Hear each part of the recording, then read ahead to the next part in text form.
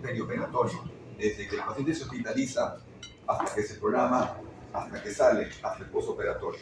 O sea, si yo tengo un paciente de traumatología, la lista, por favor, la tienen. Quiero una lista, porque otros están riendo, conversando. Quiero preguntar y están atentos. Una lista, por favor. Una lista. Con nombre de todos ustedes. Seriel, hazme una lista, por favor. Por una lista. ¿Ya? Entonces, la anestesiología tiene que ver con todas las especialidades de la parte quirúrgica. Traumatología, cirugía de tórax, neurocirugía, procedimientos como rayos X, endoscopía. ¿Sí, Nojita? Ya. Entonces, van a ver ustedes de que cuando estamos en sala, no solamente como ponen en los memes, se está tomando café, está escuchando música, no, estamos pendientes de un monitor. Ese monitor, que lo voy a explicar durante las clases que vamos a hacer, tiene que ver con lo que es frecuencia cardíaca, presión arterial invasiva, o sea, presión arterial, ¿no? La presión de la arteria pulmonar, por ejemplo, presión venosa central, cardiografía, oximetría de pulso, presión arterial no invasiva nuevamente, temperatura y lo que son gases del paciente a través de los inhalatorios. Entonces, el anestesiólogo ve todo lo que es el monitoreo del paciente intraoperatoriamente, así como en el preoperatorio, que lo vamos a ver más adelante. La definición es lo que se le puede preguntar, es una rama de la medicina, ¿no? Buscamos el manejo del dolor, tenemos que cuidar al paciente después de un acto operación quirúrgico. Ahora se considera que es antes, durante y después, es medicina perioperatoria. Y se considera que es una de las especialidades que más ha avanzado en los últimos años, sobre todo cuando hay guerras. Cuando hay guerras, el anestesiólogo tiene que estar ahí y hay muchas opciones de la anestesia estando en ese momento. Ahí ya no hay consentimientos informados, toda esa emergencia, una amputación, un paciente con una herida de bala, una fractura, tenemos que entrar allá. Y en la guerra, obviamente, todos entraban a salvo, de la mejor o de la peor manera. Entonces, actualmente se considera que podemos operar pacientes que antes no se podían operar.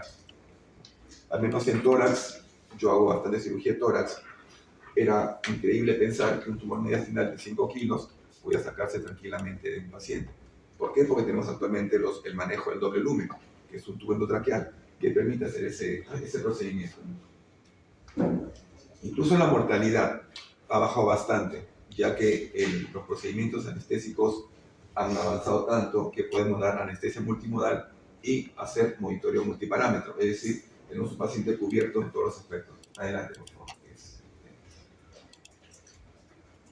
Entonces, ¿qué es la anestesiología?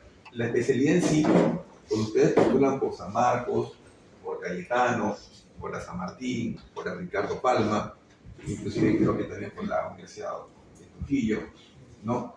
Es una especialidad que se considera anestesia, anestesiología, analgesia y reanimación. Ese es el título, ¿no?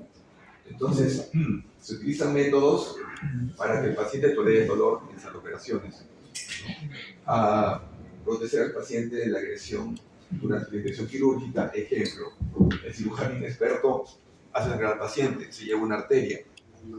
Tú tienes que manejar en ese momento la hemodinamia, es decir, hacer compensar al paciente para que no termine un shock hipovolémico. Se le pone vías periféricas grandes, 14, 16, 18, se le pone una vía central, se le pone un Swan Ganz, se le pone línea arterial ante esa eventualidad. Pero no solamente que yo lo duerma al paciente, le pongo a escuchar música o tomar un café y el cirujano opera. En realidad el problema es del cirujano, porque él rompió la arteria, o rompió la vena, o lesionó un hígado. Simplemente nosotros manejamos al paciente para que él solucione el problema. Es un trabajo en equipo también, ¿no? Entonces, también trabajamos en obstetricia, ¿no? En procedimientos, por ejemplo, yo te digo, endoscopías, donde van a hacer al paciente que no toleran el endoscopio, hay que dormirlos, hay que sedarlos, que no tengan dolor. Por ejemplo, en obstetricia, para anestesia de parto, para el parto en sí, para cesárea, o pacientes para resonancia. Hay pacientes que son, como se dice, claustrofóbicos, que no toleran el tubo de la resonancia. Entonces hay que sedarlos. Entonces entramos en todos esos aspectos, desde la parte más simple hasta la más compleja. Incluso el dolor, ya el anestesiólogo hace procedimientos intervencionistas, bloqueo del plexo celíaco, bloqueo del plexo braquial, pacientes que requieren bloqueos a nivel de ESP, electroestimulante, ¿no? Para dolor postoperatorio en cirugía de tórax. Es decir, el anestesiólogo tiene un campo de acción bastante grande si es que el que decide hacer la especialidad se dedica a eso, ¿no?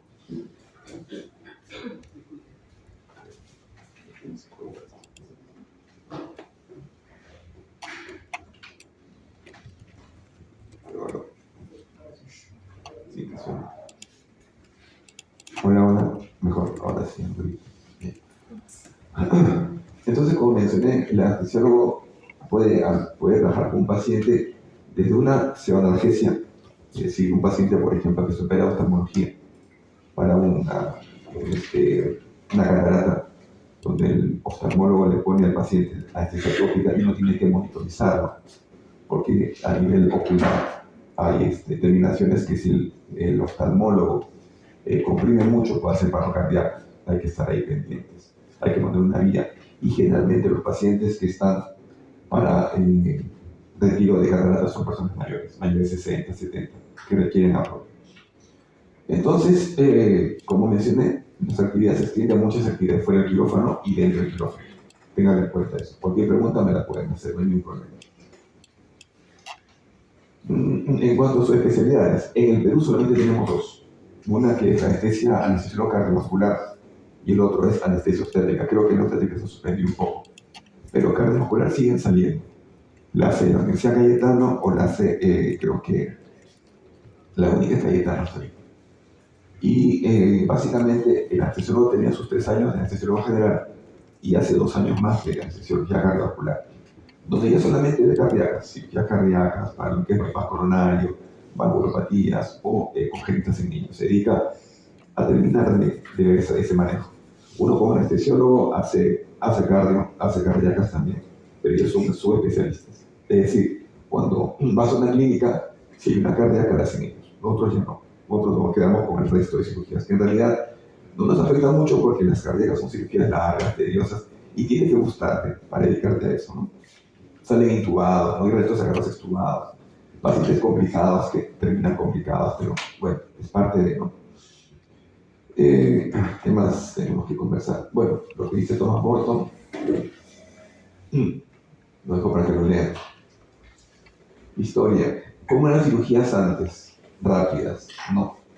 La amputación 10 a 15 minutos. En esos tiempos, el anestesiólogo era un poquito mal visto, porque el cirujano decía, bueno, yo lo puedo operar, pero ojalá aguante la anestesia.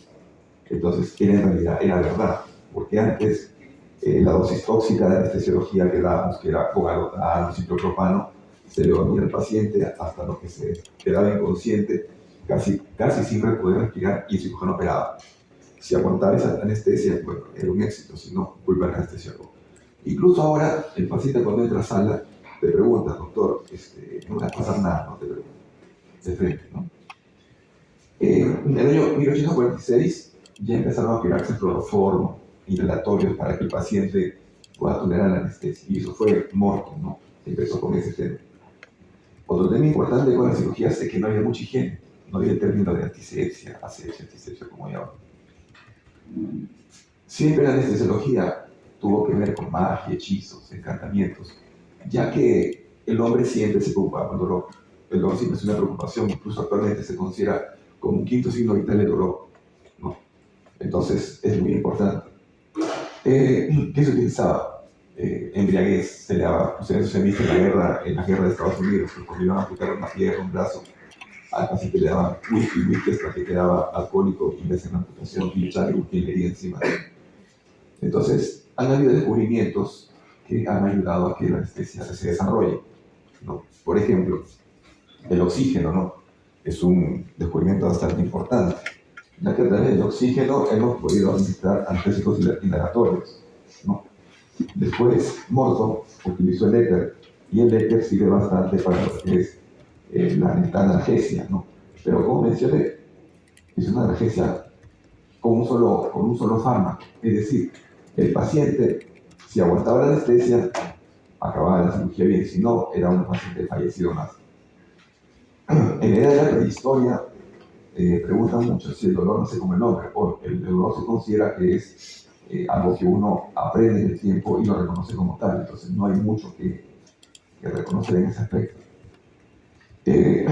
Dibujos, ¿no? Preparaciones que hicieron, no sabemos cómo las hacían, cómo toleraban el dolor, Entonces queda un poquito de incógnito. La palabra anestesia deriva del prefijo an, que significa sin, y la palabra anestesis, que es sensación, es decir, sin sensación. O sea, no debe haber dolor para el paciente en realidad, ¿no? La primera vez que se utilizó esta palabra fue en una obra de Platón titulada Quimera. O sea, ya había cierto conocimiento de lo que era la anestesia. O sea, se buscaba que el paciente, además de ser operado, no sienta. En ese tiempo el término dolor no era muy determinado, pero no sienta dolor en todo caso, ¿no? Después también se habló de que hace 4.000 años, no, ya el término anestesiología, buenas tardes, ya constaba en los libros de Mesopotamia, ¿no? Hablando del opio. El opio también se utilizaba bastante para el manejo del dolor. No era bastante utilizado en la antigüedad. El código de Hammurabi también incluía la términos anestésicos dentro de su código. Se trató de explicar la evolución histórica, que obviamente pasaríamos toda la mañana hablando de las eras, solamente las vamos a mencionar, para que tengan conocimiento. Era prehistórica, ¿no? Tenemos la era de la magia, la científica, de la superstición, ¿no? Renacimiento, descubrimiento, y la que nos completa nuestro siglo XX, a la actualidad, ¿no? Como mencioné, en las épocas antiguas estaban dormideras, fármacos, vapores, ¿no? Cannabis, y documentos que registran eso están en China, inglés y Egipto.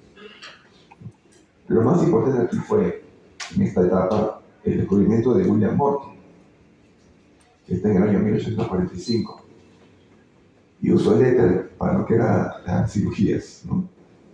Aquí está, en este dibujo, el número 6 de William Thomas Baring Morton, que era un odontólogo que descubrió el éter y lo aplicó en una cirugía de un absceso que había en el paciente, un absceso cervical. En esas épocas los médicos iban internados, cuando cambió un poco la situación. Y aquí, para que lo dicen en la casa también, Jon Snow habla de la anestesia obstétrica, no el de la guerra de tronos, sino otros. Y cloroformo usaba para anestesia obstétrica durante los partos, como analgesia de parto durante los partos de la reina Victoria, ¿no? Y importante aquí también que Augusto Bier, el primero bloqueo del 98 con lidocaína, bloqueo espinal, que es el bloqueo raquídeo, que lo vamos a ver después. Después otras épocas importantes, ¿no? Que se describe la anestesia espinal y fibra caudal, ¿no? Y por fin, en el año 1902, ya se toman en cuenta las palabras anestesiología y anestesiólogo. No sé por qué en algunos países hablan como anestesista, aquí en el Perú es anestesiólogo o anestesióloga, ¿no? En esta época ya se considera la lidocaína como anestésico local, ¿no? Que ver aquí. Eso lo dejo para que ustedes revisen. Eso en realidad en el examen no lo voy a tomar. Una que otra cosa pregunté, lo más importante que he comentado. Pero para que tengan una idea de cómo ir evolucionando la anestesia, ¿no? En el 56 se utiliza el Lotaro, que es el anestésico general. Se considera moderno, pero ya está en desuso. Ya no lo usamos actualmente. Lo que sí es importante es que en el año 72 ¿no? Ya se conoce el Seborano, el isoflurano. El 92 el Leflorane y posteriormente pues hace muchos descubrimientos. El 94. Tres fechas importantes que quiero que tomen en cuenta. 72 isoflurane. 92 Deflorane y 94 Sevoflurane. ¿Por qué es importante? Porque son los tres fármacos inhalatorios que hasta la actualidad utilizamos. Sobre todo el Sevoflurane, que se utiliza para todo. ¿Qué más importa acá para tener en cuenta, ¿no? El 1926, Guedel introdujo el tubo endotraqueal o manguito, el que usamos hasta la actualidad, ¿no? Y en la actualidad, pues ya lo importante es de que a la par con los descubrimientos que se han realizado, ya se crean sociedades de anestesiología, en las cuales pues las sociedades desarrollan las experiencias que han tenido en cada país, en cada región, comparten sus experiencias, mejoran procesos y se hacen más descubrimientos de equipos, de fármacos, etc., ¿no? Miren, en la cultura mochica ya se hablaba del dolor. Se utilizaba el curare, que es un relajante neuromuscular, ¿no? En flechas para realizar animales y poder cazar. Ya había cierto conocimiento de la parálisis muscular. Eran flechas cargadas con curare, que era un veneno que estaba en una rana de la selva del Perú, del Amazonas. Este es ¿cómo se dice? Pues un equipo que es histórico, un museo, para administrar cloroformo y en pacientes. Se embadurnaba esa gasita que ustedes ven ahí con cloroformo y el paciente pues se quedaba dormido. El problema era de que no podías medir la dosis tóxica con la dosis terapéutica. 50% sobrevivía, 50% no. Ese es el problema. Por eso no tienen tanto miedo a los anestesiólogos. Ya mejoraron las cosas, ya había su mascarita, había un vermitrol abajo para que se ponga el gas, el líquido, y el paciente vaya respirando. Si ustedes tienen no hay oxígeno, era todo oxígeno ambiental. Eso ya lo hemos mencionado. Los anestesiólogos básicamente pueden dar anestesia general, regional, bloqueo periférico, pseudoanestesia. Y el tipo de anestesia que utilizamos tiene que ver con el tipo de cirugía. Desde una cirugía para una sedación, puede ser dental, puede ser resonancia, rayos X para un niñito que no colabora, o una cirugía de trasplante pulmonar, o cirugía de trasplante cardíaco, trasplante hepático, que es lo que hacemos en la siempre. La elección depende de la experticia del anestesiólogo, qué más domina y el tipo de paciente que va a manejar. Básicamente eso. Y eso se lo puedo preguntar. Esto es importante. 3 tipos de anestesia: local, regional y general. ¿Bien? Pero hay una superposición a veces. Yo por una local y el paciente es muy sensible y empiezo a darle una sedación. El paciente me hace un laringosfármaco y tubo general. Paciente para una cesárea, le pongo la raquidia o la epidural. El residente del primer año todavía no tiene mucha experiencia, me falló, se equivocó, tengo que entubarlo. Entonces, es dinámico, la anestesia es dinámica. Pero, de base, local, regional, eso es lo que les preguntaría, local, regional y general, para que sepan ustedes, ¿no? Bueno, la local básicamente es, por ejemplo, se lo pongo un ejemplo para y después lo revisan.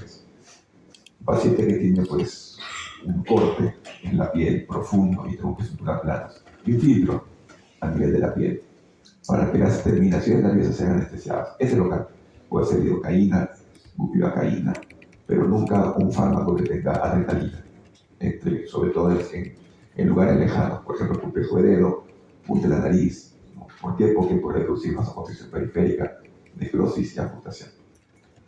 Lidocaína, bupi, básicamente. ¿Sí? ¿Alguna pregunta? Adrenalina. Sí, no, porque son vasoconstrictores. Son las distales. Eso es pregunta de nada, que pueden apuntar no de paso. La regional, 2 tipos, y van a ser puestos 2 veces. Y eso sí voy a preguntar: bloqueos neuroaxiales y bloqueos periféricos. ¿Cuál es la diferencia? ¿No? El neuroaxial es el neuroeje, columna vertebral. ¿No? Puede ser subaracnoidea o epidural. O la mezcla, no sé, epidural y subaracnoidea. Ya. Y nervios periféricos es un plexo nervioso, un bloqueo del plexo braquial, oblíqueo, etc. ¿No? Entonces, esa es la gran diferencia. Este es un bloqueo neuroaxial. Tienes a nivel del espacio epidural y del espacio de. No me voy a explayar aquí porque lo voy a hacer en otra clase completita de 1 hora completa. Que sepan. La general, paciente intubado, con inhalatorios, multimodal, endovenoso, por ejemplo, como inhalatorio el Seborane, puede darse como endovenoso el fentanilo como opioide, el tiopentalo o el propofol como hipnótico, el rocuronio, mecuronio, atacurio como relajante neuromuscular, como analgésico, morfina, ketimina, tramadol, es multimodal. ¿Por qué? Porque abarcamos dolor, amnesia, hipnosis, analgesia, etc. ¿no? Y lo mantenemos de manera inhalatoria con Seborane a través de un tubo endocardíaco, o sea, está intubado, ese es general. A veces también es intubado, eso tenganlo bien grabadito. No hay general con sedación, no, general es dormido completamente. Las fases: inducción, paciente entra a sala, le ponemos su vía, ¿no? Que puede ser inhalatoria o intravenosa. Inhalatoria con Seborane, básicamente Seborane. Una vez inhalatoria, inducción es con Seborane. ¿Sí? Estas. Más temprano la próxima, por favor. Inhalatoria puede ser por Seborane, siempre. ¿Por qué? Porque el Seborane dentro de los anestésicos es el menos pungente, que menos, ¿cómo le dice? Produce irritación de las vías aéreas. ¿Sí? ¿Alguna pregunta? Ya, perfecto. Los demás inhalatorios son complicados porque producen irritación en la vía aérea, del foráneo, isoforáneo, ¿no? El alotame inclusive ya no se usa mucho, produce irritación. El mantenimiento puede ser por endovenoso o puede ser por inhalatorio. Eso lo explicaré después en una clase de 1 hora también.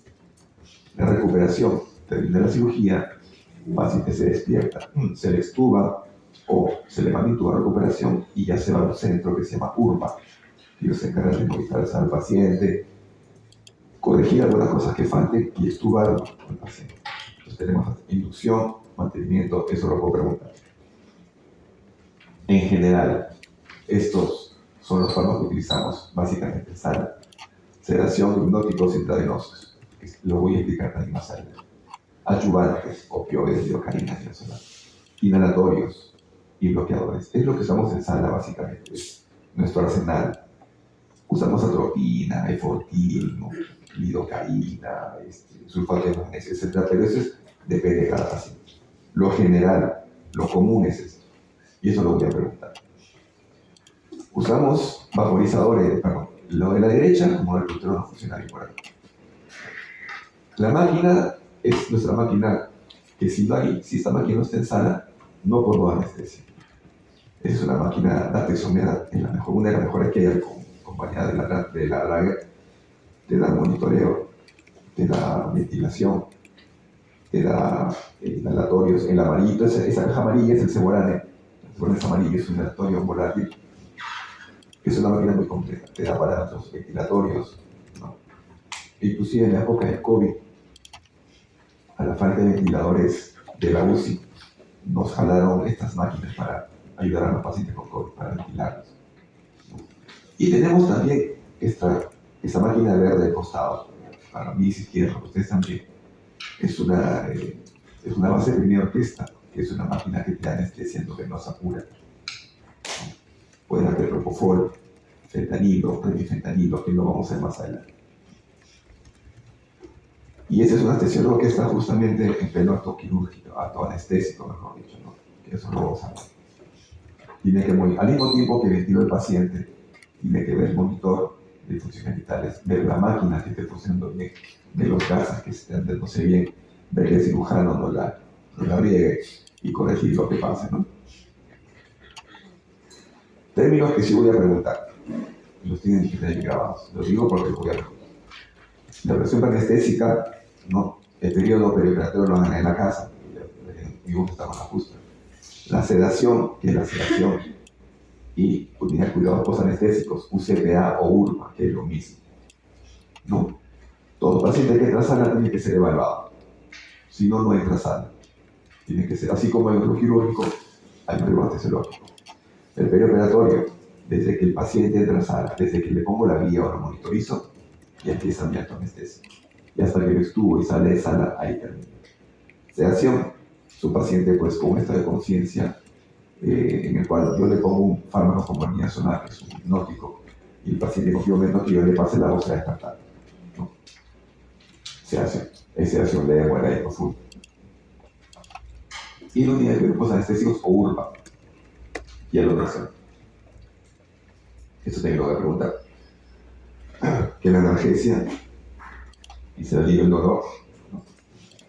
Amnesia es la pérdida de conciencia o memoria del dolor, experiencia, es decir, el paciente, una buena anestesia cuando de repente sale y dice, no he sentido nada, no se acuerda de nada de lo que pasó, dice, me operaron, ya salí, ¿cuánto demoró?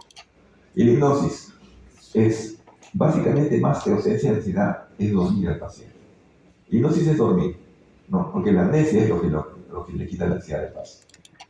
Entonces, un paciente, los hipnóticos son, para ir avanzando, el propofol y el tiopental. Y el Seborane, son hipnóticos, o sea, generan sueño. Y lo medimos a través de un sensor que se llama VIS, que lo vamos a ver en la próxima clase. Y la parálisis es la relajación muscular adecuada. ¿Para qué nos sirve? Para el anestesiólogo, al inicio de la cirugía, para poder intubar, para que las cuerdas vocales se relajen. Y durante la cirugía, para que el cirujano pueda operar. Pues si está dura, se está moviendo y ni siquiera está moviéndose, es su idea. Y hay que ver eso. Cómo utilizamos la parálisis con un aparato de smartwatch, que eso lo ven más allá. Todos los fármacos de premedicación, básicamente. Eso, tengan en cuenta, puedo preguntar eso. ¿Cuáles son los más usuales? ¿No? Por ejemplo, premedicación antihistamínicos, anticolinérgicos como la dopina, antihistamínicos como la prometacina, hidroxicina, ¿no? Que tenemos en el hospital, tenemos antihistamínicos básicamente, ¿no? El gastrocinéticos como la metoclopramida, un paciente que supuestamente ha comido algo y le decimos, tiene que ser vaciamiento gástrico, si no puede vomitar en sala, le damos un primperan o metoclopramida 2 horas antes y con eso ya llega el estómago bastante vacío. Antiagüantes H2, como simetidina, retina, etc. Entonces todo eso lo usamos como premedicación. Nosotros en sala tenemos un coche de fármacos, donde están los fármacos de base y los de premedicación. Tenemos toda la mano, es decir, no estamos pidiendo a la farmacia, pásame esto, todo lo tenemos en la mano. Al menos en el altar. Las artes populares, lo vamos a hacer más adelante. Solamente quiero que los conozcan. Succinilcolina, los que tenemos en el Perú son succinilcolina, citratracurio, racuronio, atracurio, becuronio. Los demás no los utilizamos y no hay mucha necesidad, porque en realidad pues, usar un relajante muscular de larga duración no nos ayuda mucho en sala también. Estos son los inhalatorios usados en anestesia, que ya lo mencioné. Más importante, Seborane, Isoforane y Deforane. Alotano ya no se usa. El alotano producía muchas arritmias. El único inhalatorio que les pueden preguntar que sirve para inducción, Seborane. Los demás mantenimiento. Bueno, eso lo dejo para que lo revisen. Entonces, área de trabajo que tenemos en sala. No lo tenía previsto. Evaluación médica continua del paciente. No. Monitoreo de funciones vitales. Control del dolor básicamente.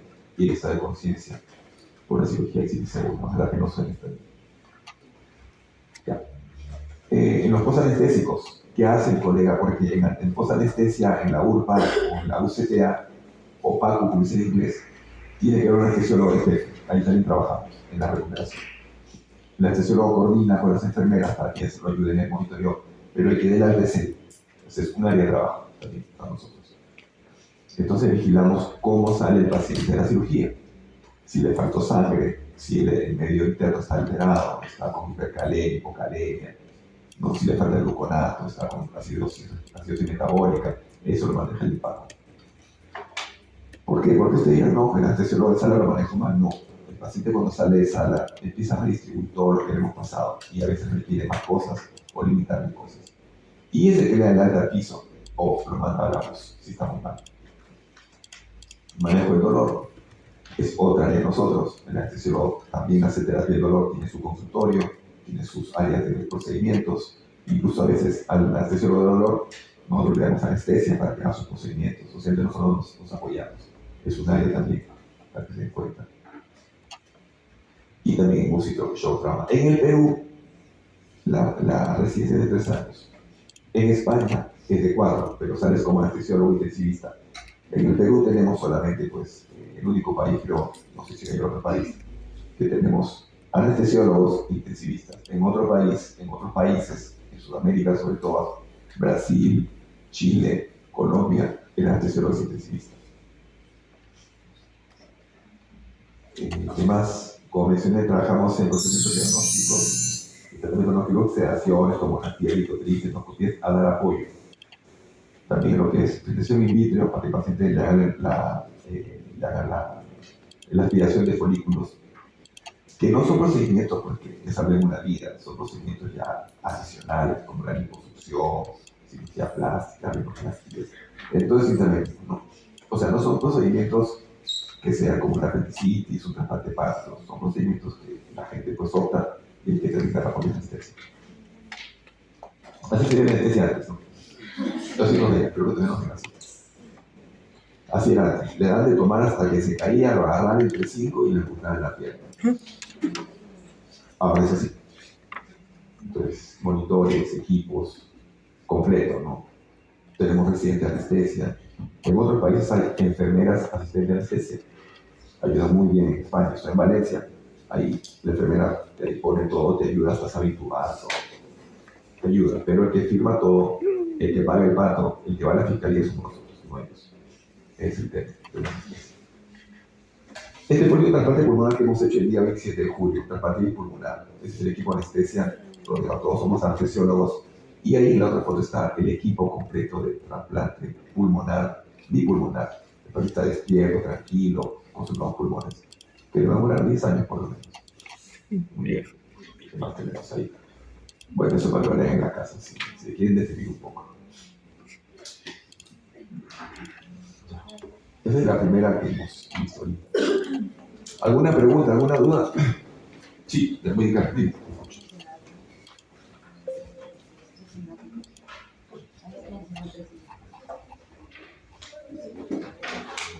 Dime. Usted dijo que había operaciones que duraban más tiempo. Usted también se encarga del empleo del paciente, también tiene que ser de 8 a 12 horas. Claro, el trasplante pulmonar que hemos hecho el 27 de julio, su compañera está preguntando, ¿has escuchado lo que contó su compañera? No la he escuchado. Claro, repite la pregunta para todos. Ustedes también se encargan del NPO del paciente y cuánto tiempo dura.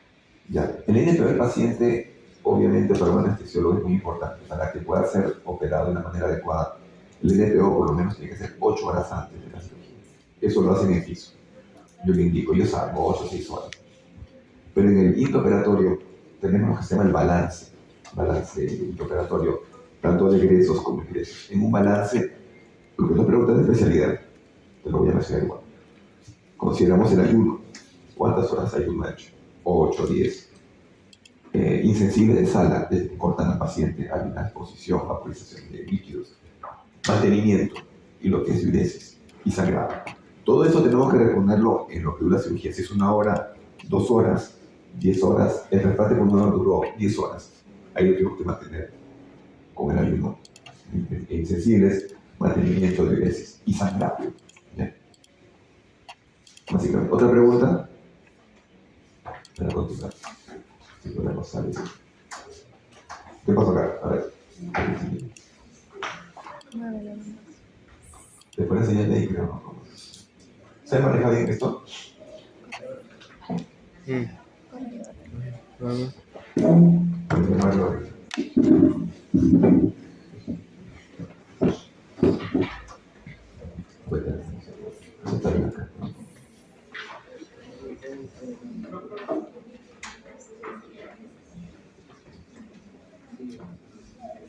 Sí, dime.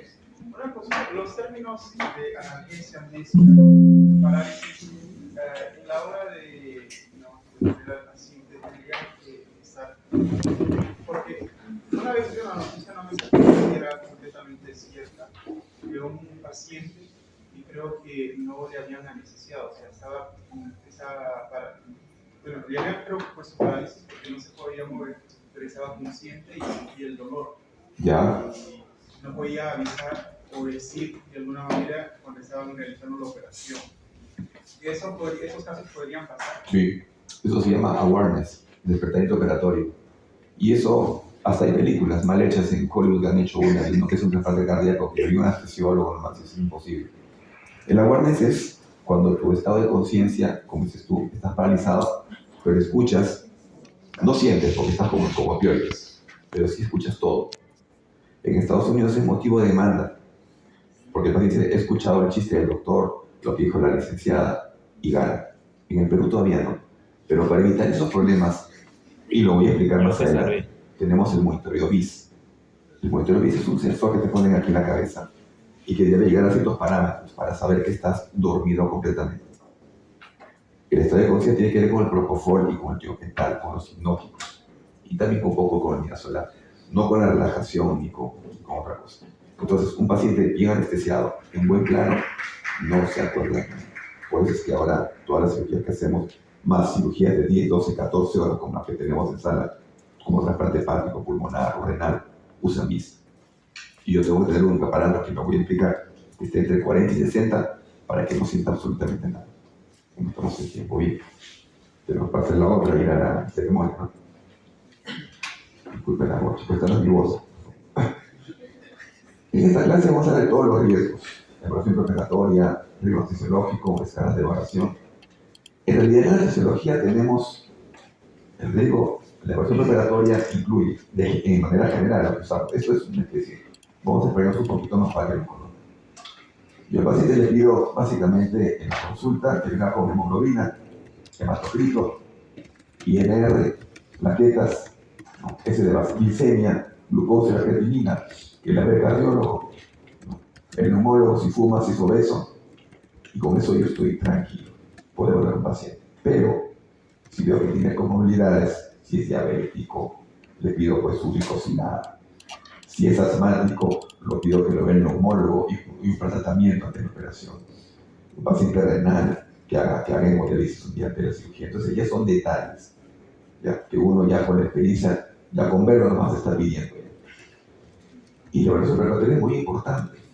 Es sumamente importante porque es, como quien dice, pues, la mejor manera de que tú esa sala sin problemas. Porque ¿qué ha pasado?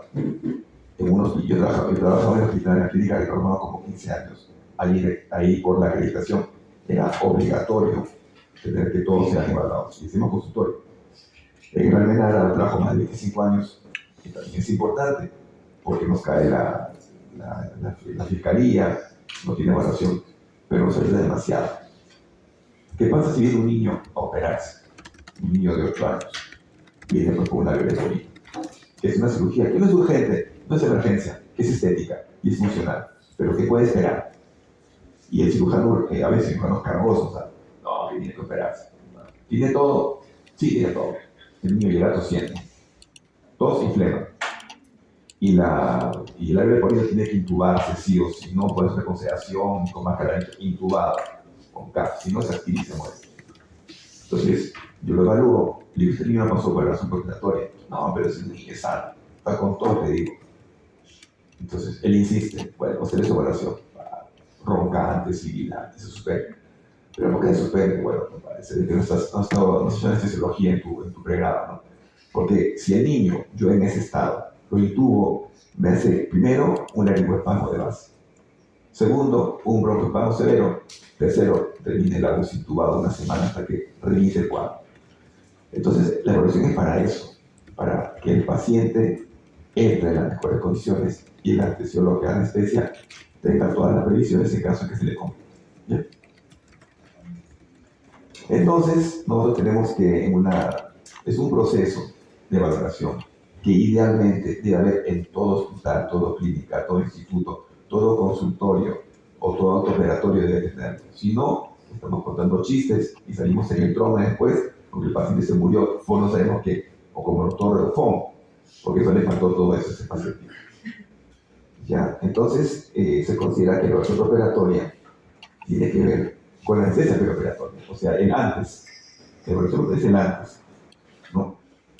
Y, como mencioné, hay que identificar factores, ¿no? Para que el paciente tenga una buena anestesia, un buen manejo intra y un buen manejo post, ¿no?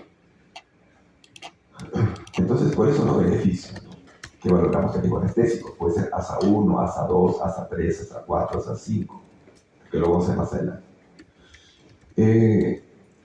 Podemos predecir o podemos sugerir al anestesiólogo que si le da una remedicación, si es ansioso, si es un paciente de repente que está resfriado, lo suspende una semana más, si toma corticoides, suspenderlos o agregarlos, aumentarlos, ¿no? Predecir una vía aérea difícil, eso es muy importante, porque a veces el paciente que viene con vida difícil no detectada no nos permite tener los equipos a la mano.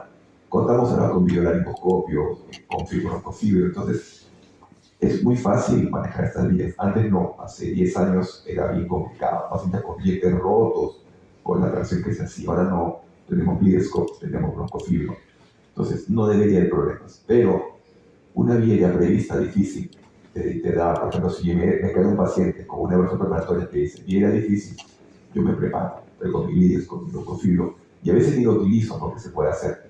Pero si tuviera que utilizarlo, lo tengo a la mano, no tengo tiempo, y no hay hipoxemia, y no se me complica el paciente.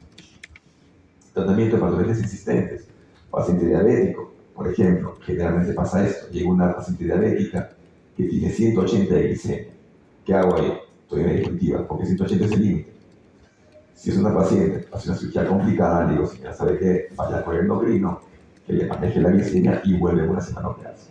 Si es una emergencia, tengo que entrar. Infusión de insulina, y ver qué tengo que hacer ahí, ¿no? Entonces tenemos que ver los escenarios. Pero ya estoy avisado, ya sé qué es lo que pasa, ya sé qué es lo que pasa. Formulación de paga en esta situación es muy importante. Por ejemplo, cuando yo mañana tengo sala, no, mañana tengo consejo, pasado tengo hospital 12 horas. Entonces, me mandan el rol, me mandan mi sala y mandan mis pacientes, cosas que yo tengo que ver qué casos son. Para ver yo, o sea, a pesar de que tú tienes experiencia, ya tienes años en esto, tú tienes que entrar en anestesia. No puedes entrar no, yo sé todo, no. Siempre tienes que revisar, ¿no? Y el consentimiento informado es un documento médico legal que usa el anestesiólogo, porque así como hay un consentimiento quirúrgico que hace cargo el cirujano, también hay un consentimiento informado de anestesia, en la cual se le explica al paciente qué anestesia le voy a dar, porque el paciente tiene el derecho de decir, no, no quiero esta anestesia. Por ejemplo, tienes un paciente para una artroscopía de rodilla. En emergencias no puede decir, no quiero, tiene que asumir que tengo que ver la mejor anestesia para. Pero una artroscopía, por ejemplo, dice el doctor, ¿sabe qué? No me pongo epidural porque me da miedo, tengo que respetar eso, lo duermo. Pero le aviso que le va a doler un poco más, porque la anestesia epidural o raquidia bloquea mucho mejor el dolor que una anestesia general. Tengo que explicarle todo eso, a veces los convenzo, no, mejor es una, yo aguanto. Entonces, el consentimiento te permite eso, que sé que es un documento de que te autoriza la anestesia, te autoriza a darle las posibilidades de anestesia que tú conoces, las mejores para él obviamente, y esté informado. No pasa a veces en otros lugares que no tienen mucho desarrollo, son consultorios. Doctor, ¿de qué me opera? ¿No tiene tu cirujano? No. Doctor, ¿y cómo es la anestesia? ¿No te he dicho más o menos? No. Entonces, evitemos eso. La historia clínica, solamente mencionar, que es importante, porque con esa nos damos cuenta cómo viene el paciente. Revisamos la historia clínica del paciente. Ahora tenemos historia clínica digital, en la tenemos que estar entrando más engorroso, para ver todo lo que tiene, antecedentes, etc. ¿No? Laboratorio, lo que les mencioné, ¿no? Hematocrito, orina, también se pide sobre todo en los pacientes que son para artroplastia de cadera, para que no se contamine la zona operatoria. Perfil de acumulación, ¿no? Etc. El consentimiento lo va a ver después, que lo mencionamos. Tiene que firmarlo. Aquí hay una cosa importante. Si es un paciente de más de 70 años, el consentimiento lo firma el familiar y el paciente. Si es menor y lo ven súper lúcido, el paciente lo firma. Porque nos ha pasado que viene la suegra a firmar el consentimiento, la nuera del suegro.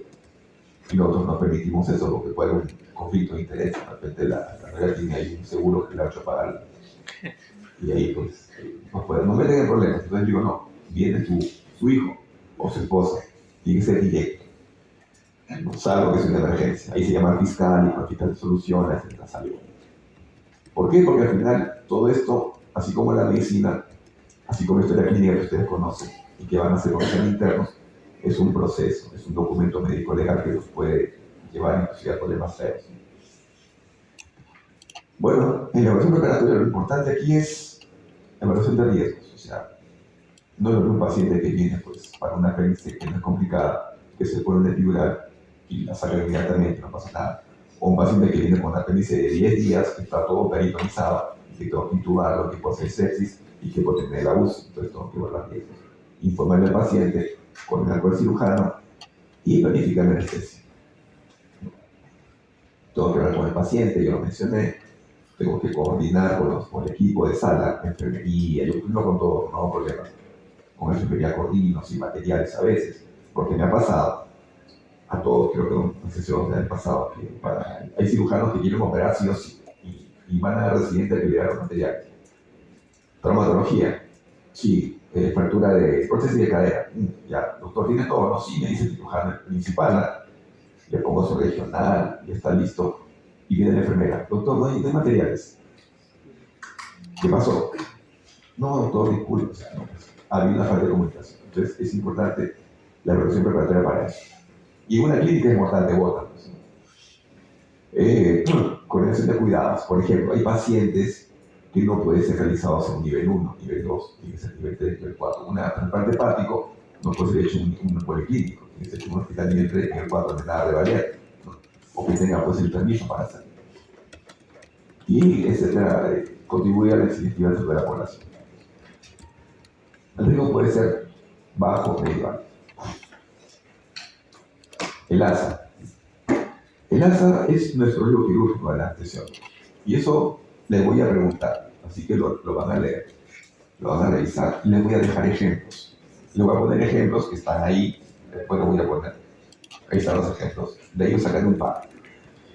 Básicamente, el riesgo ASA 1 es un paciente que sana. Ustedes porque son jóvenes, se fracturan el brazo y van a sala que le dan una reducción cruenta. Es un ASA 1.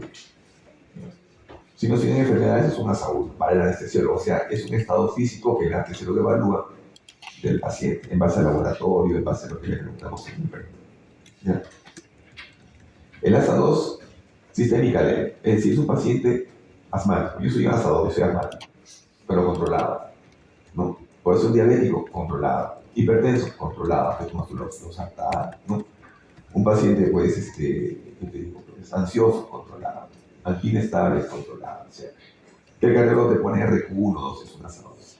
Pero en el ASA solamente se evalúa desde el punto de vista del anestesiólogo. Yo no veo el RQ para evaluar mi ASA, yo veo lo que encuentro en el paciente.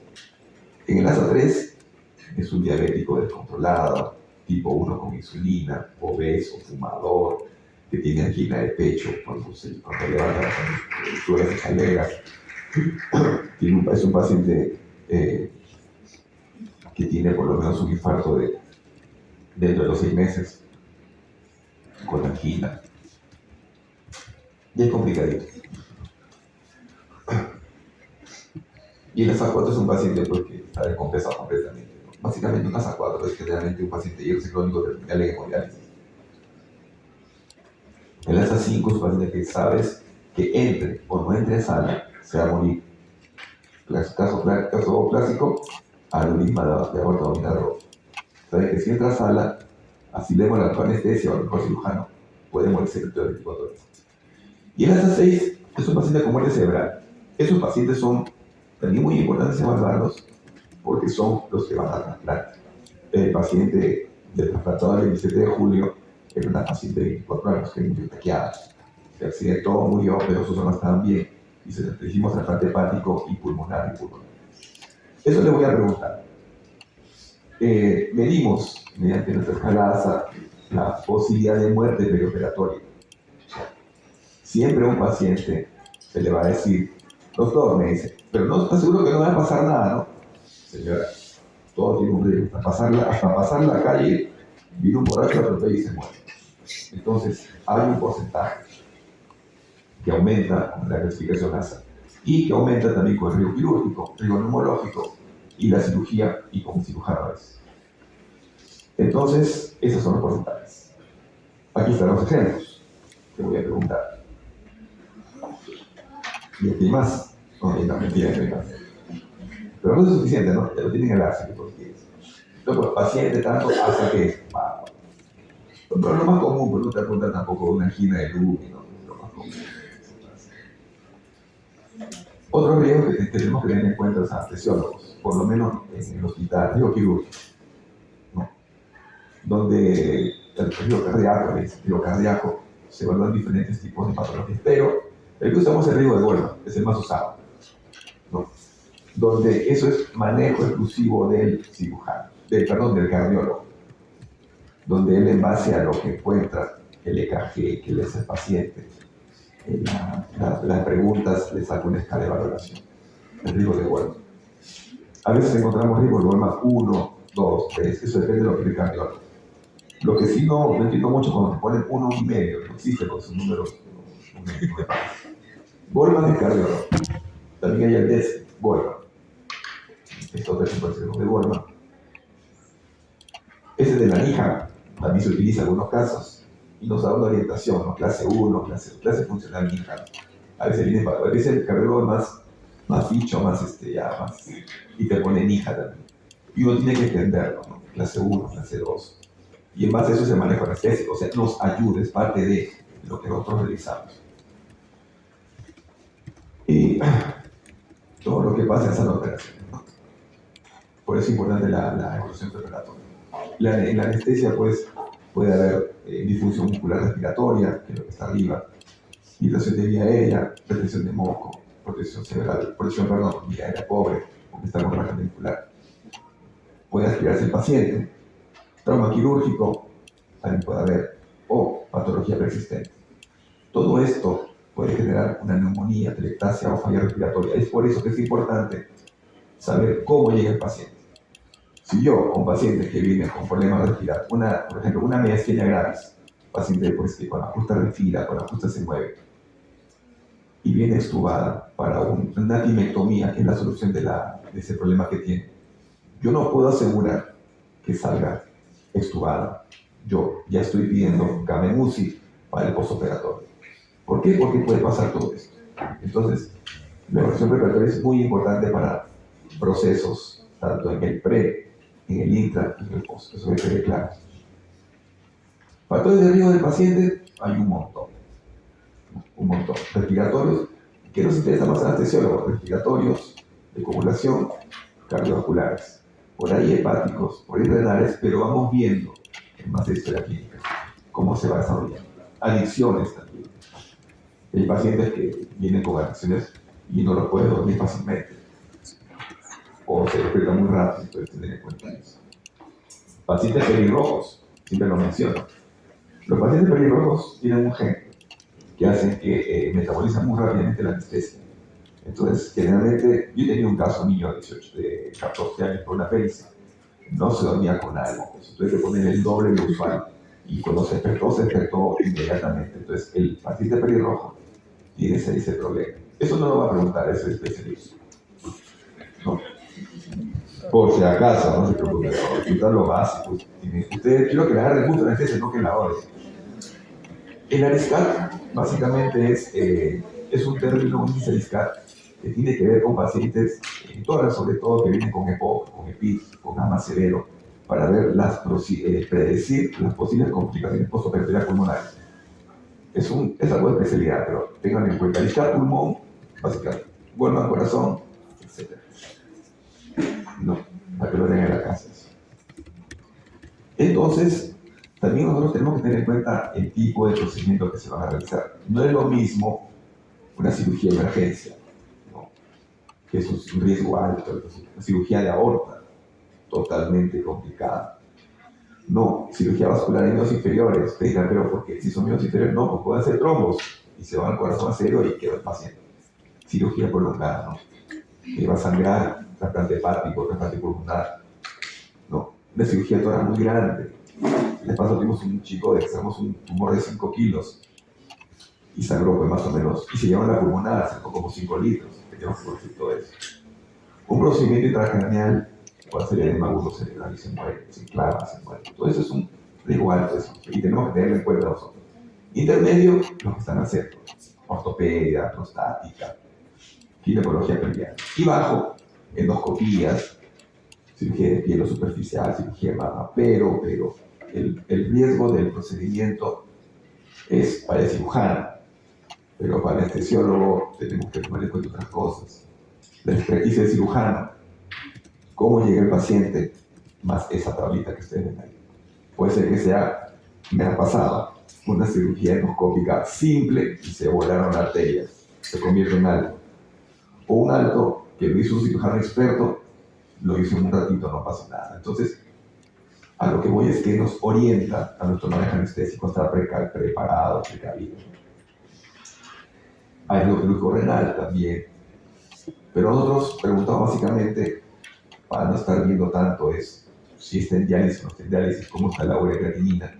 ¿Por qué? Porque algunos fármacos que utilizamos tienen depuración renal. Y tenemos que ir corrigiendo eso antes de la inducción o durante el manejo, o tenemos que revertirlos, que lo vamos a enseñar. Es un código que lo tener en la casa.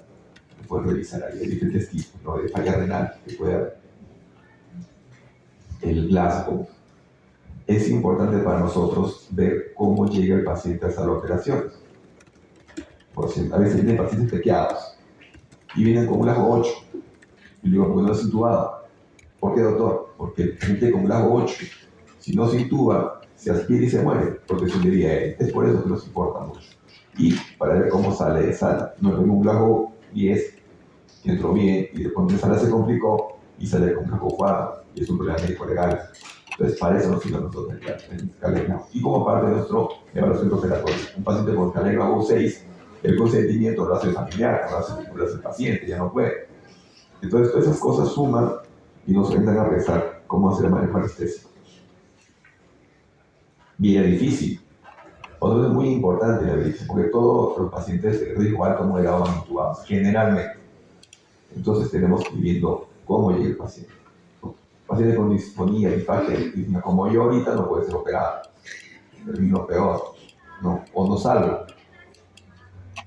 Hay escalas, esa es la especialidad, pero la escala de Malapati, la reclusión occipital, ¿no? El estopa, que es para el paciente que, para descartar síndrome obstructivo de la vía del sueño. O sea, son pacientes que obesos, que vienen por la bariátrica, es una cirugía bastante común, bastante psicólogos están mandándose bariátricas, y tenemos que tener en cuenta ese sobre todo, para ver cómo sale el paciente, cómo entra a la operación, cómo se va a comportar en el operatorio, ¿no?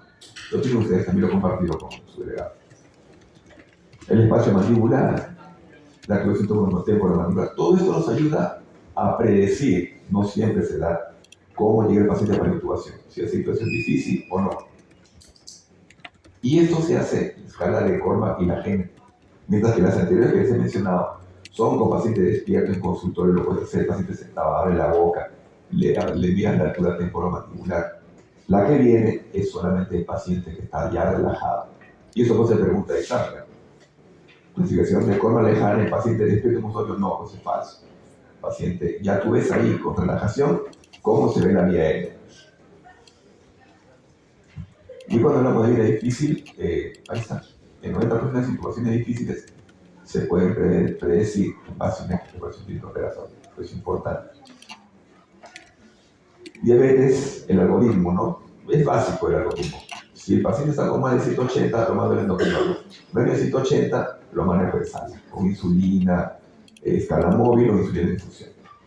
Pero tenemos que saber que está con diabetes, tipo 1, tipo 2, y ver qué hacer. Muchas veces, en clínica sobre todo, se pide interconsulta endocrino para manejo de ellos. Entonces ellos nos dan un manejo aproximado de las operaciones del paciente, ¿no? Y nosotros lo seguimos, a veces no, a veces sí, pero ya tenemos un apoyo y un respaldo, ¿no?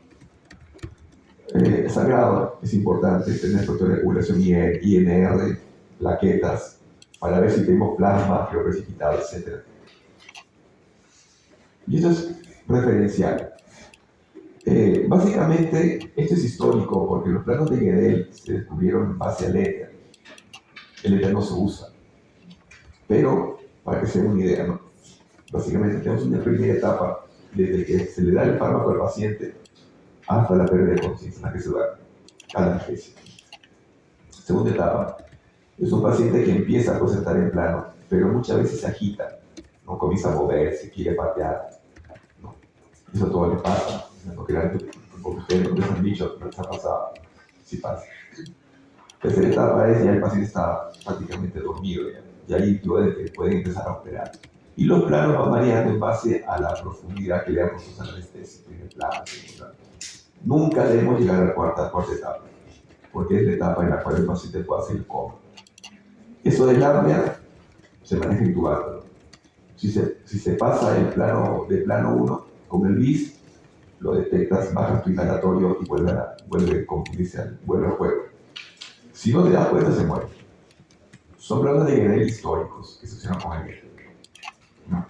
Entonces, en resumen, el estadio 1 es amnesia analgesia, el estadio 2 delirio, el 3 anestesia quirúrgica donde ya se puede operar, y 4 que no debe llegarse sobredosificación, es decir, el pacientito ya se parece circular, pero es reversible, ¿no? Es decir, en anestesia todo es reversible, puedes entrar y salir de plano. A veces los otorrinos nos piden hipotensión controlada, porque como traje un área muy pequeña en la nariz, si sangra mucho el paciente, no pueden operar. Entonces tenemos que manejar la presión, bajarla a lo permitido. Y cuando ellos terminan, la normalizamos. Todo es reversible. Obviamente es reversible si estás en sala, pero si estás en sala no te das cuenta de nada. ¿Qué más tenemos acá? Son los planos para que en la casa. Que en realidad nosotros con el BIS y con otro monitoreo ya hemos suplido ampliamente ese plan. Pero para que tengan un poquito de conocimiento. Entonces, esta es la repetición de lo que hemos dicho. Está más bonito. Creo que nos hemos terminado la segunda. ¿Alguna pregunta? ¿Todavía tenemos tiempo? Sí. Pues acá, 20 minutos.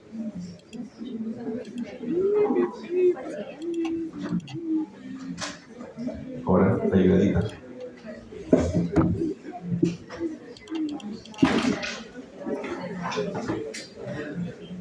De poco a poco, que son.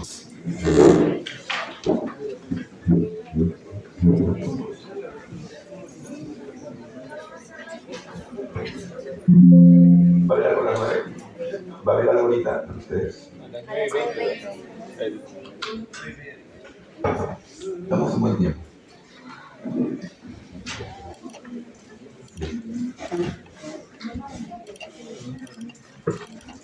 Bueno, dicho, ya hemos hablado bastante de historia, evaluación preoperatoria, que es importante, porque eso muchas veces la gente no le hace caso.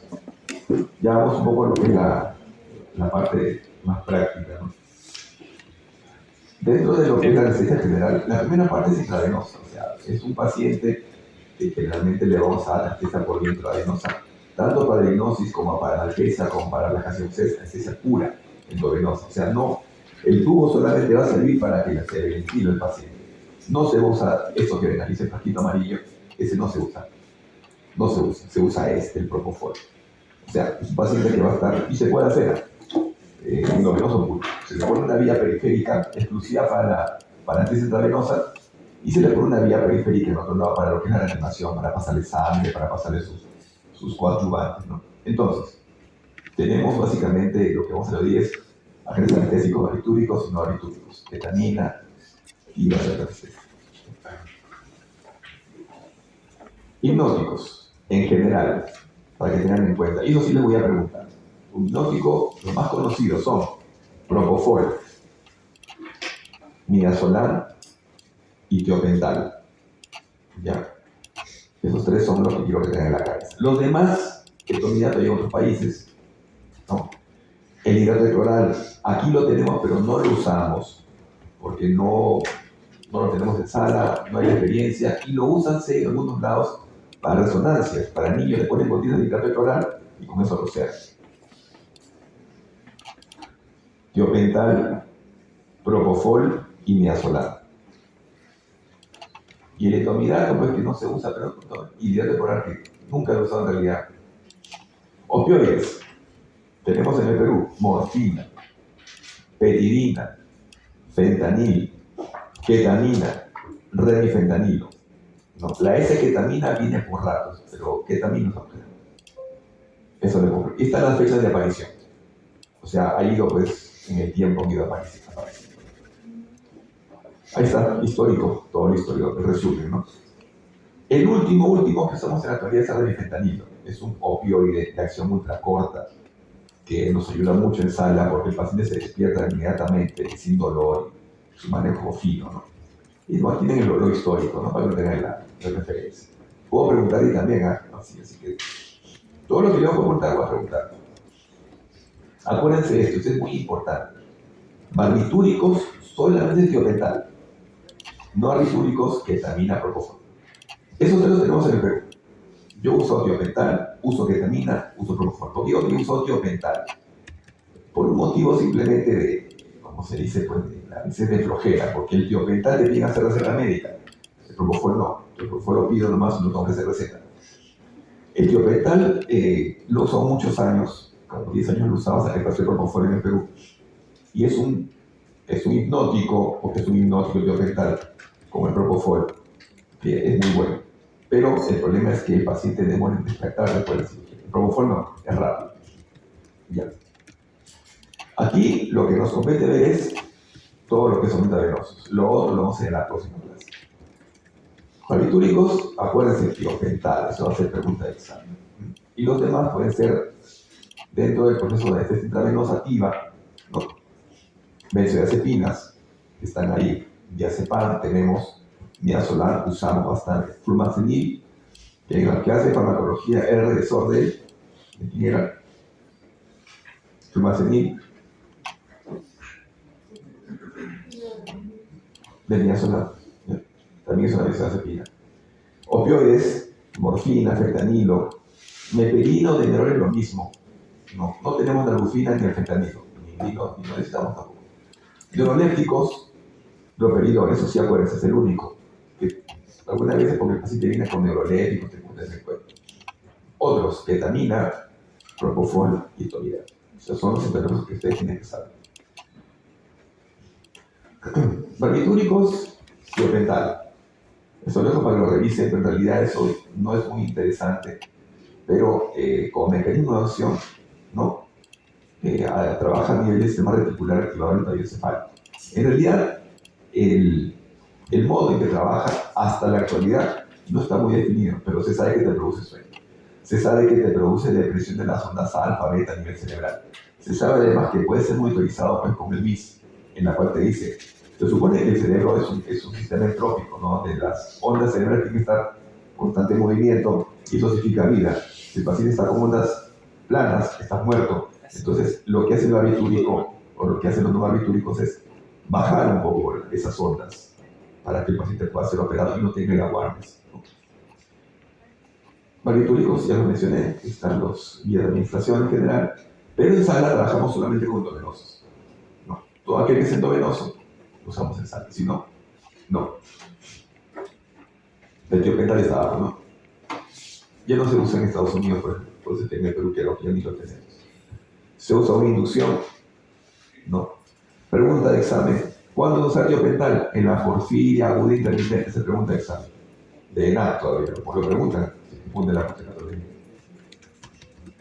Mucha nada, ¿no? Pero hay que hacerlo. Otros fármacos que tenemos ahí, con sus propiedades, dosis inducción. Esta es de especialidad, chicos, no se hagan vueltas con eso. Yo no le voy a preguntar la dosis, porque eso cuando sean residentes sí que se anima el código. Ahorita no, pero sepan cuál es barbitúrico, cuál es no barbitúrico, cuál es hipnótico, cuál es antiansiolisis, etcétera, ¿no? Esto sí es importante, de lo más conocido. Menos el etomidato, no lo tomen en cuenta. Tiopental, la dosis puede ir de 8 a 12. Propofol, de 4 a 6 mg por kilo de peso, ¿no? Ketamina, 3 a 20. La ketamina sí es un fármaco que puede ser usado intramuscular. Le pasaba, me tocó un niño de 18 años con síndrome de Down, más grande que yo, que no se dejaba sedar, no se dejaba poner la más que tenía una resonancia, no tomografía, que era rápido. Lo agarramos entre 4 y le pusimos una ampolla de ketamina. Con eso se dejó manipular. O sea, sí pudo utilizar, ¿no?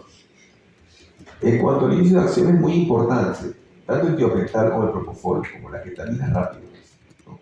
En el tiopental se queda dormido, en el propofol se queda dormido. En la ketamina te hace un periodo de nistagmus a los 2 minutos y de ahí se queda dormido. La inducción es suave en todos. En el nunca es suave el etomidato. No sé cómo será, dice que hay dolor y no. En la ketamina sí. El paciente empieza a hablar, empieza a acordarse cosas, empieza a contar sus secretos. Hay que dormir perfecto, somos chismosos.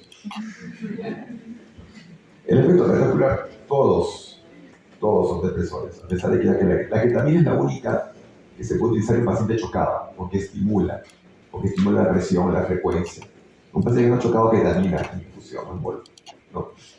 En cambio, tiopental y propofol en pacientes que vienen cardiópatas o pacientes que vienen con trauma, hay que tener mucho cuidado, dosificar de a poquito, nomás porque puede hacerte paro. Hipnosis. Los 3 son excelentes, o sea, hipnosis sueño, los 3. En la ketamina no. Si usas ketamina sola, el paciente va a estar, por ejemplo, me ha pasado mucho, por trabajar en provincia, de Cerumisa tuve la suerte de hacer anestesia, porque no había anestesiólogo, y cuando había legrados, solamente había ketamina para darle al paciente. No había midazolam, no había tiopental, no había propofol. Había una maquinita que hice yo utilizando yo porque era secumista, había que salir. Y me decía, póngale ketamina, doctor. Y yo, obediente, pues, le ponía ketamina. La paciente le hacía en el legrado, estaba en el pelo legrado, no le dolía nada, pero te miraba y te costaba toda su vida. Y después se dormía. Esa es la lección, o sea, te cuenta todo, ¿no? O sea, no se duerme. Por eso es que en sala, cuando usamos ketamina en pacientes chocados por un legrado, usamos ketamina con midazolam, para que no se acuerde claro. Ketamina con un poquito de propofol para que se duerma, o ketamina con ceborane para que se duerma, no solo. Y atropina, porque produce mucha cialorrea la ketamina, ¿no? Hipnosis todos son excelentes, tiopental, propofol, ketamina. Analgesia, no hay analgesia. Eso sí, es hipnosis, dormir. Si tú le pones propofol a un paciente con un procedimiento doloroso, se va a mover, no, va a sentir dolor, va a sentir que la presión se le va a disparar, la frecuencia se le va a disparar. Entonces es una anestesia pésima. Relajación muscular, el tiopental dice que no, produce relajación excelente, no sé. Yo he probado tiopental siempre muy relajante. El propofol sí es buena, pero tienes que darle mucha dosis y eso produce paso de presión cardiovascular. Así que mejor es utilizar multimodal, es decir, un fármaco para relajar al paciente que puede ser rocuronio, becuronio, succinilcolina, etc. Un fármaco para el dolor, un opioide, fentanilo, norifentanilo, morfina, petidina. Otro para, pues, te digo, para hipnosis, como este que es el propofol. Y ahí no hay problema. Aquí lo importante es esto. Los efectos acumulativos. A ver, los acumulativos que están acá. ¿Por qué no usamos tiopental en sala? Porque se acumula. Si yo le doy paciente durante 4 horas tiopental, no se va a despertar pues, hasta después de 2 horas. En cambio, propofol, sí, se despierta a los 5 minutos, 10 minutos, porque no se acumula. ¿Ya? En cambio, la ketamina, pues, también se acumula. La recuperación en tiopental no es rápida. Esto está mal, no es rápida, se demora. La dosis única sí, si me pongo una sola vez, sí. Pero si le voy a dar cada minuto o infusión, no, se va a despertar después de 1 hora. El propofol no, se despierta después de 5 minutos rápido. Y la ketamina depende cómo le dejes al paciente, cómo le está interviniendo.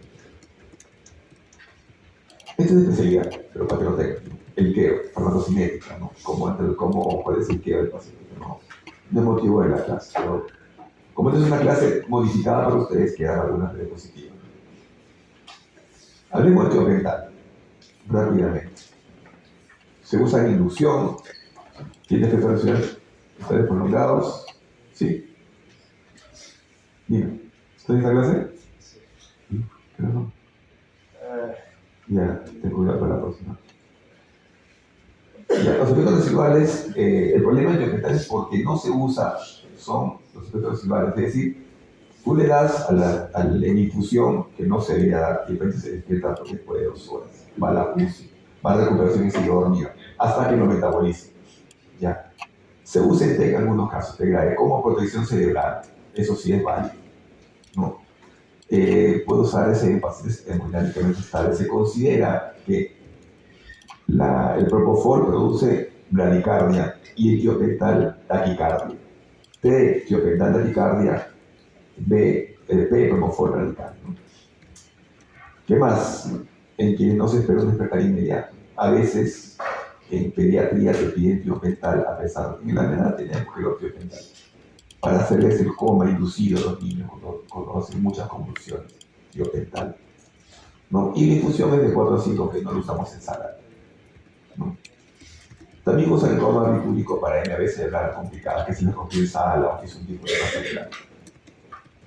Midazolam se considera también inducción, ¿no? Básicamente en cirugía cardíaca, ¿cómo se induce un paciente? Se le pone un opioide de bastante dosis y midazolam bastante dosis para que el paciente no haga mucho problema hemodinámico. Tiene un rol limitado en el no se pone como un coadyuvante, es un ansiolítico básicamente. Si solamente das midazolam a un paciente, vas a tener una recuperación por sus arterias prolongadas, o sea, que empieza a estar abotagado, no estar así, no se puede sacar rápidamente de recuperación. ¿Cuál es su antídoto? Flumazenil. Eso sí puedo preguntar, como no sabía, el antídoto de midazolam.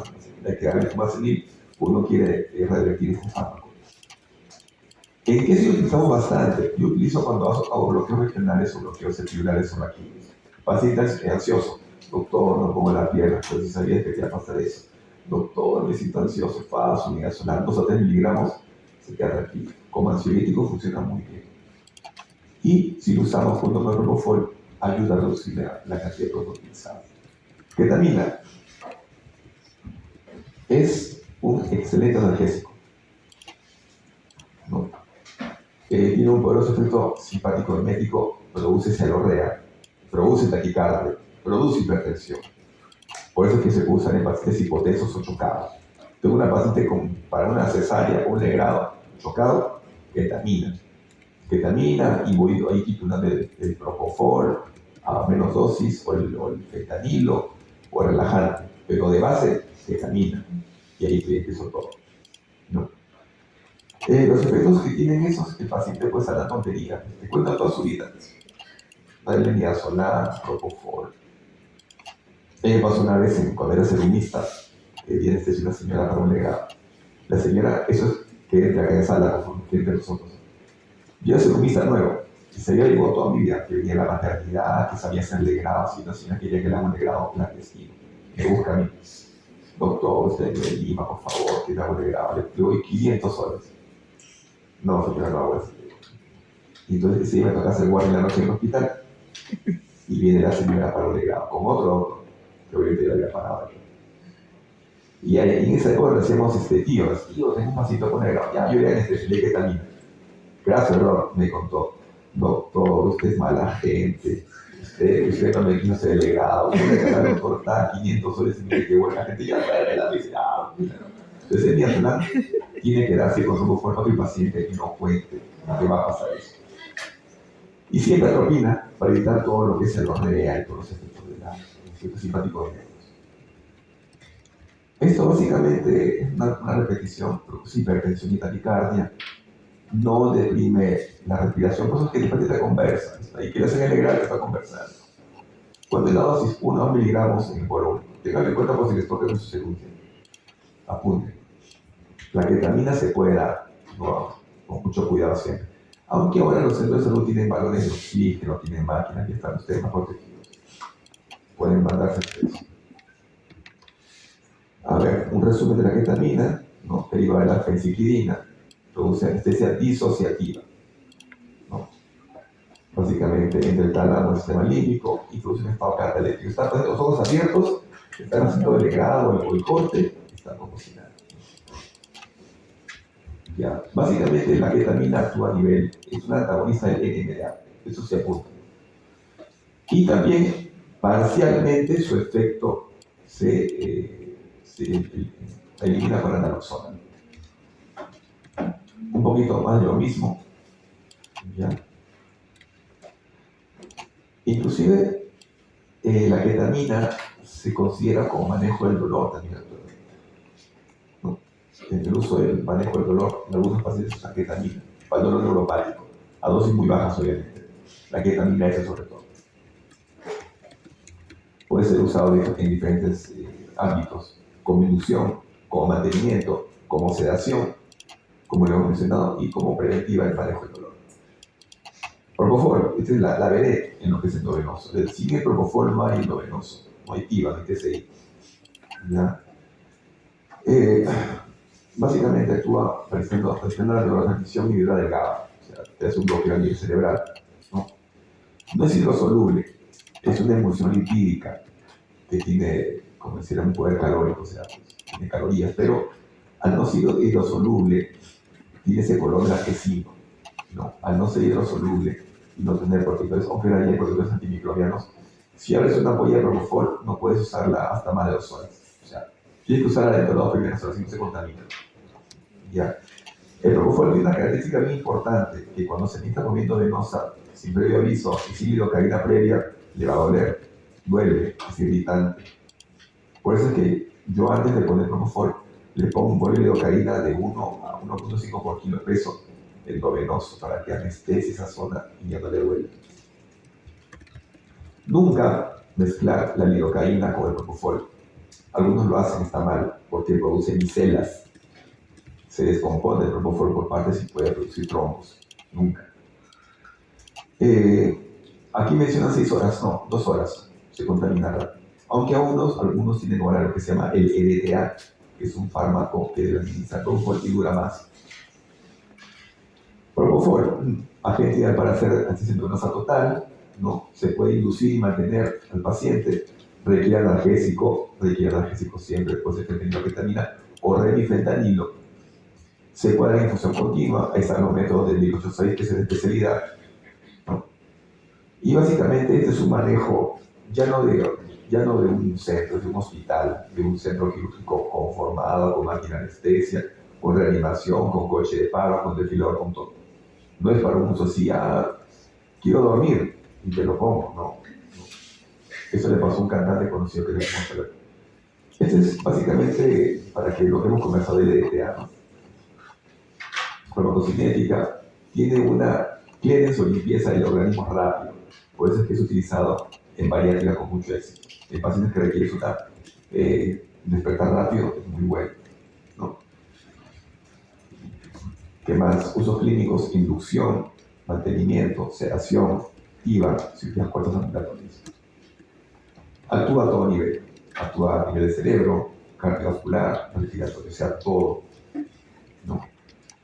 En algunos casos bien raros puede producir tos o eritema o laringospasmo, sobre todo en pacientes que tienen algún tipo de hipersensibilidad al huevo, porque su base de propofol tiene una sustancia que contiene el huevo.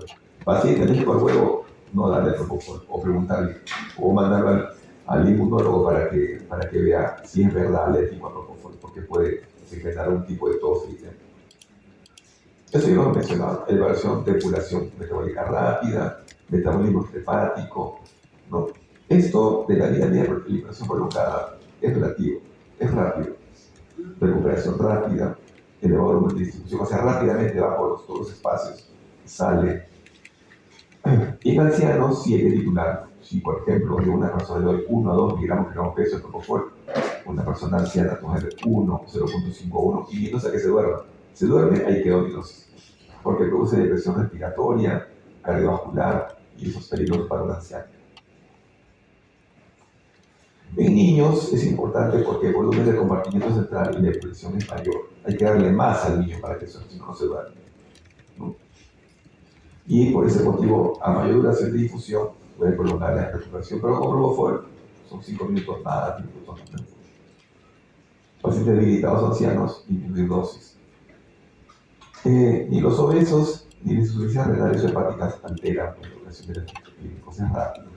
Y más que tenemos el BIS, podemos monitorizar. Miren lo que le pasó. ¿Saben quién es, no? ¿Qué le pasó a él? ¿Quién dice qué le pasó a él?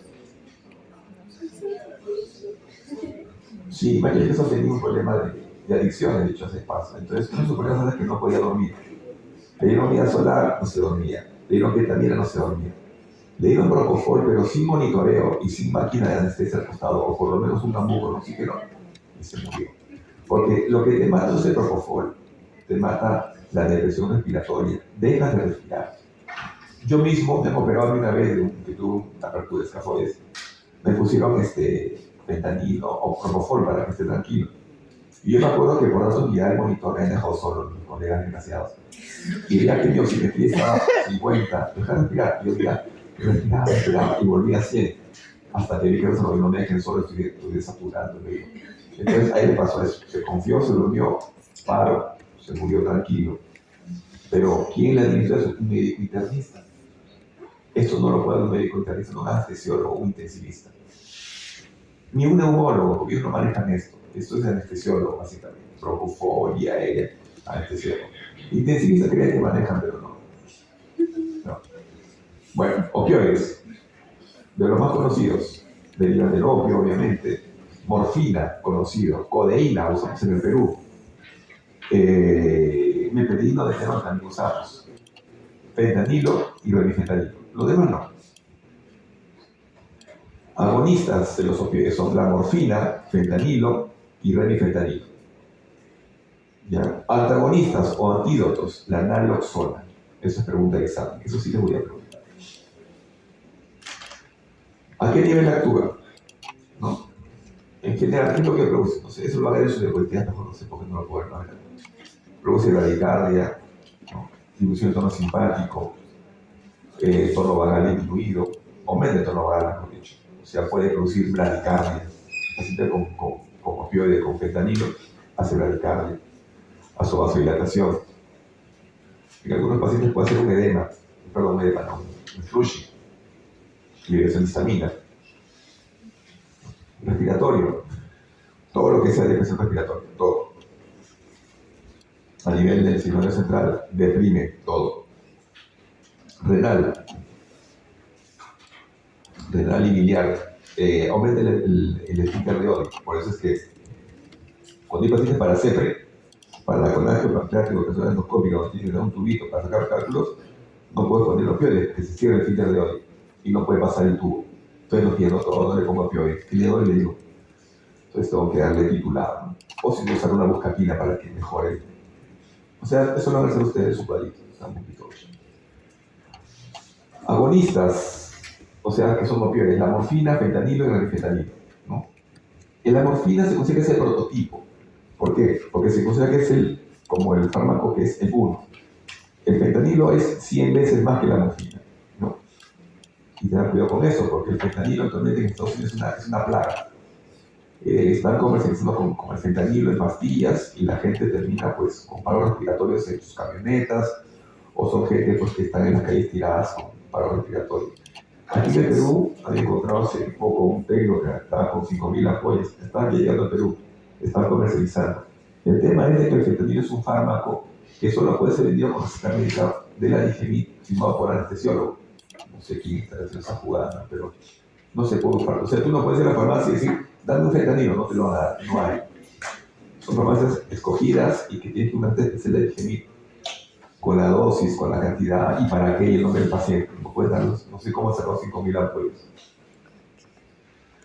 De estos fármacos, el que se utiliza idealmente para el activa TCI es el remifentanilo, pregunta esa. Morfina para manejo del dolor. O sea, le pongo a un paciente su anestésica, le pongo su relajante muscular, el tubo, le pongo su fentanilo para el manejo del dolor inicial, pero si yo quiero que salga rápido, voy a darle remifentanilo en infusión. Es el fármaco ideal. ¿Ya? Para el dolor postoperatorio, ¿cuál es morfina? A 1.5 miligramos por kilo peso, y eso le maneja el dolor 24 horas. La morfina puede usarla por vía epidural, por vía endovenosa, por vía raquídea, no hay problema. Factores que alteran la acción de los opioides son muchos. La edad es uno, ancianos, problemas renales, no se usa el con IRS crónicos en general, no lo metabolizan adecuadamente. Problemas hepáticos, hay que titularlos, no darle mucho. La obesidad aumenta la vida médica, o sea, hay recirculación por la grasa que tiene el paciente. Y nunca dar un opioide, fentanilo, tramadol, fentanilo o morfina a un paciente con TEC, porque puede desenmascarar signos de lesión cerebral. O sea, el paciente está que se enclava y como le diste morfina o opioides, no se dio cuenta y se murió. Nunca un paciente tiene que darle opioides, por ese motivo. Salvo que entre a sala y dice que ya tienes el diagnóstico. Fentanilo, empleo anestésico, premedicación sí, inducción también, mantenimiento mejor y en regional también se da. Están todas las dosis. Si quieren las revisan, eso lo voy a apuntar.